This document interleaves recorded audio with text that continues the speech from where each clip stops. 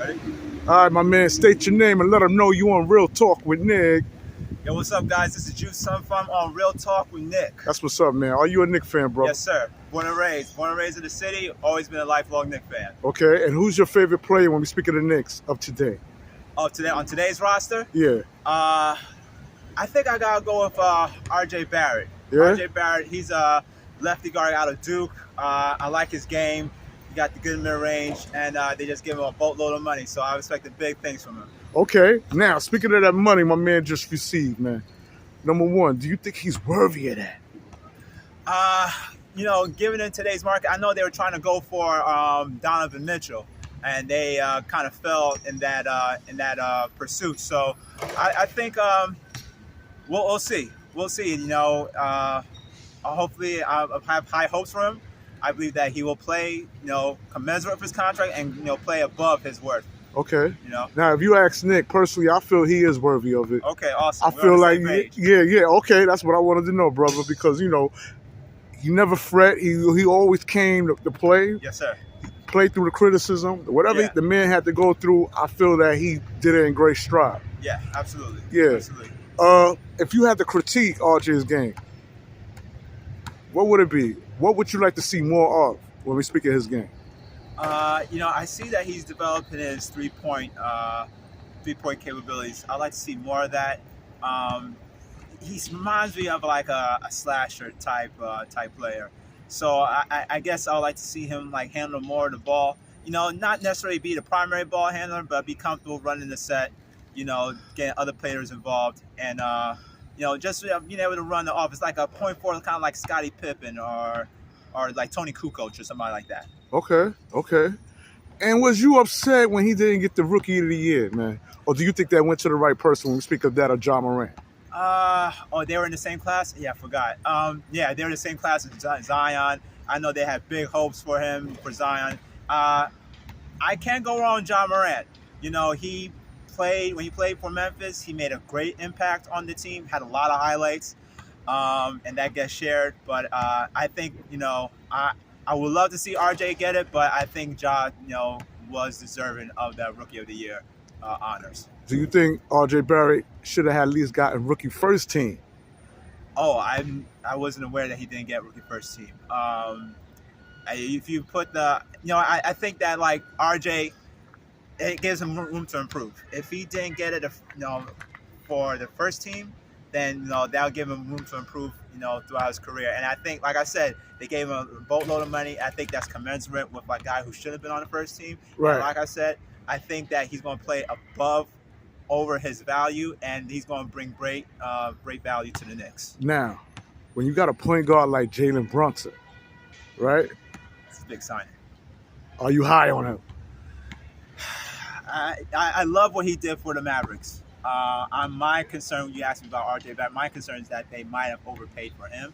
For Jalen Brunson? For Jalen Brunson, yeah. Why you say that? $100-some-odd million.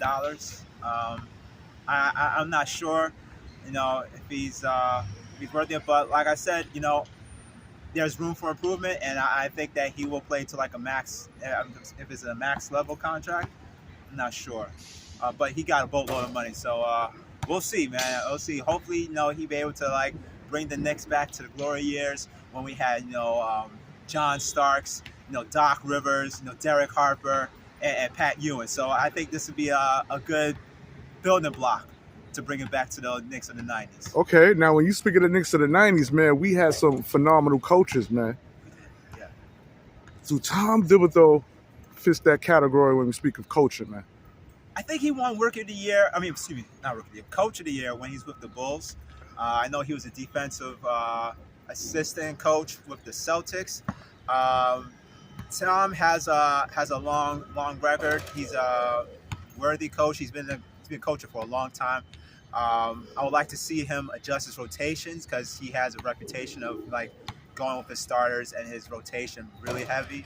But coach works with what he got, and I think that if he can manage his players' minutes properly throughout the season, Knicks have great potential to do things in the playoffs, make the playoffs and beyond. Okay. Now the big concern when we speak of the Knicks is a player I'm about to name of that of Julius Randle. I knew Man. you were going to say that. Yeah. Oh my God! Now when we speak of Julius Randle, man, we could get the fourth seed Julius Randle, or we can get the Julius Randle who plays like a point forward. Someone say. Right. Now, being that we got the Brunson family coming aboard, right? Yeah. But we speak of Rick Brunson and Jalen Brunson. Yes, sir. Do you think Julius Randle would be able to adjust, being that he's not going to be the first option anymore? That'll remain to be seen. I think Julius operates well when he does have the ball in his hands, but I believe that he has a Kentucky pedigree. I hope that in the off season, he's developed his acumen to be able to play off the ball, to be able to not necessarily be the first option, but second option and first option as will be. I'm sure Tom will design plays, offense around him and RJ. So it remains to be seen. I think the jury's still out on that, but like I said, I have high hopes for the Knicks for this 2022-23 season, and I believe we'll see the Julius that we first saw when he came to the Knicks. Okay. The hungry Julius. The hungry Julius. Yes, sir. All right. And when I speak of Obi, man, Obi Toppin, Treetop. Oh, yeah. Some would like to see him swap with Julius Randle. Some say get Julius Randle out of here, start Obi. Whoa. Oh, we going too far with that, you think? I don't know. Obi is in I believe, his second or third year, right? If I'm not mistaken. I believe this is third year. Third year, yeah. Super athletic, guy. I think that he provides a spark off the bench. He gets he gets his plays, he gets his 10 points or so. But he's very athletic, and we need guys who can play deep. So him bringing that spark off the bench, I think bodes well for the Knicks in the long run. Not necessarily replacing Julius Randle, but supplanting him, and just providing that energy, that boost that the second unit needs in order to sustain whatever leads the Knicks might have, or try to claw back if they are down when he comes in. And what do you say to those who say that Obi just plays fast breaks? He's only good for fast breaks. You agree with that assessment? I don't necessarily, like I say, he's super athletic. He doesn't necessarily play for fast breaks. I know one or two plays where they develop like a backdoor alley-oop for him at least once or twice a game. So I don't think that moniker is true. I believe that Obi has super athleticism. If he develops his jump shot, he could be a terror, especially coming off the second unit for other 29 teams in the league. So it remains to be seen. But I do think Obi is a talented player. Like I said, super athletic, and he has the skill set. He has the tools to become even better. Maybe be sixth man of the year, or even quite possibly even start. But I think that will come in due time. Now, when you speak of sixth man of the year, everybody got their eyes on a combo guard of that of Emmanuel Quickley. Some say, although we thought he was going to be the person who's going to have the job that was given to Jalen Brunson, being that he was being under Derrick Rose tutelage for the past 2 years. Right. I mean, how do you see that when we speak of that of a player of Emmanuel Quickley? Is he in the right spot in the second unit? I think since the past couple of years, he's been starting for the most part. He's been their star one, more often than not, if I'm not mistaken. I think Emmanuel will be able to be ready when he comes in. I know that he knows how to pass, but he's also one of these he's a potent scorer if given the opportunity. So I think him and Obi coming off that bench will give the Knicks the energy they need to sustain and overcome whatever deficits or even larger leads that they might have when he comes in. He's a tremendous player. I have high hopes for him. I'm a Knicks fan, and I think that we have some tools that we need to be a success in the playoffs. Okay, we almost there. When I speak of a player called Mitchell Robinson, our center. Yeah. Oh man, I mean, he also had got his extension. Oh really? Okay. Yeah. Okay. They paid Mitch. Do you think Mitch is ready, man? The word is that he developed a behind the arc game. Okay.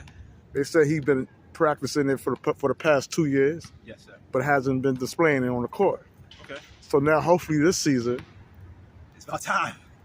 You know, if you got that skill set, and, you know, you gotta unleash it. You know, I know that he's that big man in the middle. We need somebody to play the front of the rim. Defense wins championships, and you know, I know he's a more defensive-minded player, but if he has that offensive, you know, package, they could definitely use that. You know, if you give like, you know, 10, 12 points per game, in addition to like the rebounds that he collects, the blocks that he gets, and also that, you know, that physical intimidation for opposing players to like think twice for attacking the rim. I think that'd be humongous. So if he has that package, if he has that offensive skill set, tremendous asset, and we could definitely use that for the Knickerbockers. okay. And do you think a big man like Mitchell Robinson need to develop an outside game? Is an outside game needed for big men in today's game I think, like, you know, versus being in the paint? you know, you have to be versatile. You know, so like an outside game will be needed. You know, not everybody can be Shaq, but like, you know, if he has like some sort of offensive package, like, you know, what if he develops a sky hook, like, you know, Kareem from back in the day, or that jump shot like Patrick Ewing had. We could use that. They could definitely use that, and it helps if he can. I don't necessarily put that. I want to put that on him to, like, you know, be able to like stretch the big man out and, you know, start shooting 20 footers, 15 footers, and all that. But we do need him to like be able to, you know, play the game 10 feet and in, and be able to make those buckets and grab rebounds when necessary, and protect the front of the rim if the defense calls for it. Okay. And how many games do you see the Knicks winning this upcoming season, man? What was their record last year? I think they won at least like somewhere between 32 to 35 games. 35. Okay, so I think, you know, with these additions that we had, the Knicks signed, I would predict like maybe a 500, 41 and 41. I think, you know, plus 6, you know, that's about, you know, less than, you know, about 25% if we talk about 35 wins last year. Close to 25%, you know, 6 or 7 wins. That'd be huge. So like, you know, I think that I'm predicting 41 or 42 and 40 season, but it's gonna be above 500. But I don't know if it's my bias kicking in. Hey, it sounds good, man. Plant the seed, and you know. Yeah, you know, I would speak that in the air. You know, I have what I say, so I'm believing for a 42 and 40 record for the Knickerbockers. Plus 7 on the win column, and let's see if it manifests by the time April ends. Now, you said something interesting about Donovan Mitchell, man. Do you think that situation is overhyped, man? Is Donovan Mitchell really needed? Because, you know, Danny Ainge was going crazy, right? Yeah. Pearl robbery, you know, right. He wanted all these picks. Do you think the Knicks made the right move? It seems as if New York is a split when we speak of Donovan Mitchell. Some say they'll go to the Knicks again. You know, now you hearing the Knicks never had the opportunity to acquire him. I mean, should we just be grateful for what we have? Because when we speak of a coach like Tom Thibodeau, he's a defensive coach. Yeah. Word is that Donovan Mitchell is not even high on D. He's not a defensive player. Yeah. So would he really have fit to begin with? Yeah, that remains to be seen. You know, we have Julius Randle. We have Emmanuel Quickley. You have RJ Barrett. I mean, probably RJ Barrett would have been one of the pieces that would have gone to Utah or whoever, you know, if Donovan had come. But it is, you know, defense wins championships, and, you know, Tom is a defensive-minded coach. So I don't know, like, you know, Donovan, he's a tremendous, you know, offensive player. Yeah, it remains to be seen. I don't know if that, you know, would have fit, but to be honest, I was very incensed when I found out that, you know, the Knicks did not get him. But, you know, we're several weeks removed from that, you know, from the trade, and, you know, we just have to, you know, keep on trucking with the pieces that we have. So, excuse me, I'm not a Knicks player, but, you know, we just gotta keep the Knicks gotta keep on trucking. You know, okay. I'll keep, you know, supporting them. You know, I have my, you know, reservations about the organization, but I have hope that they will be above 500 team with the roster that they have, and there's always room to improve. The trade deadline I believe is in February, just after the All-Star break or before. They have a chance, so it remains to be seen. Okay, and this is the last question, Okay. man. Everybody say Donovan Mitchell is a superstar. Some say he's a borderline superstar. But some say, like myself, once again, that we already got a star here. When we speak of that on RJ. At the age of 21, he broke records that other superstars on various teams had. Yeah. When we speak of that of LeBron James, Kawhi Leonard, and Luka. Why isn't RJ getting the respect that some feels he's well-deserved of? It's ironic because he plays in New York, so you should be foremost front and center in terms of attention in terms of basketball. Donovan is, he is a great player in his own right. He has his own shoe. You don't give athletes their own shoe line unless they were all that superstar level. But RJ, I believe, does he have his own shoe line with Puma? Not that I know of. Okay, I know, but he has a endorsement deal with Puma. I think all these slights, I think they just should give him extra motivation to do better. I hope he's content with where he's at, but I also I hope he doesn't get complacent because they gave him money, which is commensurate with what he brings to the table. And I think he's, like I said before in the beginning of the interview, I think he's gonna play over and above his value. His worth is gonna be much more than the value that he brings, that value that's coming in his contract. So we'll see. I think that he will play. It will give him motivation to play harder and to be that player that Knicks fans hope when they drafted him in the draft from 3 years ago. All right, my man, and that's what it is, man. The heart of Harlem, my man. Thank you for having me. Show that basketball, bro, because that's what it's all about, man. That's what it's all about. And we out. Peace.